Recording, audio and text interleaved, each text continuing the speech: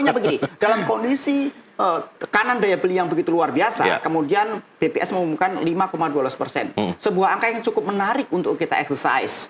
Sambil satu sisi kita membangun optimisme ke depan, Mas Irsal, tapi satu sisi kita juga harus melihat realitas yang ada. Karena kalau kita ingat betul bahwa pertumbuhan ekonomi kita di kuartal pertama itu hanya 4,8%.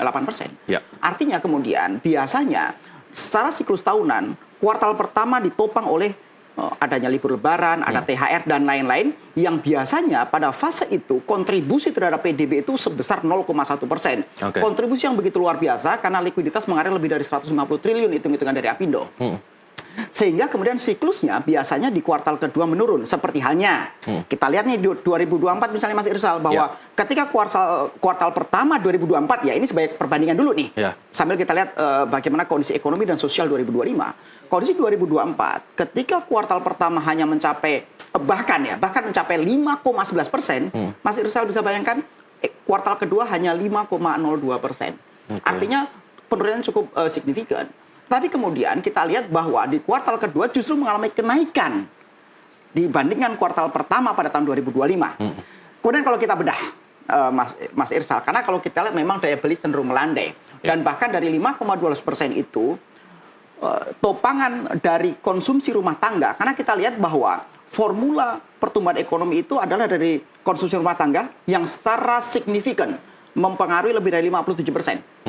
Kemudian ada government spending, kemudian ada investasi, dan kemudian ada selisih ekspor impor.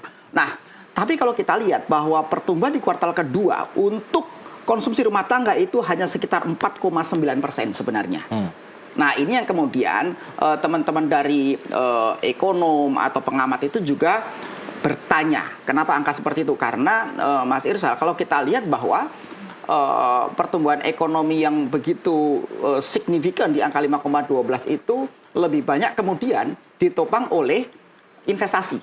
Di mana investasi itu pada kuartal kedua itu masuk sebesar 477,7 triliun dan memberikan kontribusi kenaikan 6,99%. Angka yang begitu luar biasa. Nah, tapi juga ada sebuah anomali angka karena investasi yang masuk di kuartal kedua ini itu 57,7% itu ditopang oleh investasi dalam negeri. Jadi sebenarnya kalau kita melihat rasio investasi yang masuk di kuartal kedua hanya 42,3% yang dari investasi dari luar negeri. Artinya begini, ini yang kemudian teman-teman dari pengamat ekonom itu mengkalkulasi ulang nih, betul nggak angka 5,12%? Karena awalnya kan teman-teman ekonom dan juga dunia usaha dan apalagi juga pengamat-pengamat, rekan-rekan berpendapat kisarannya hanya 4,69%. Tapi kan Pak Ajib, ini datanya dirilis oleh BPS yang kredibilitasnya paling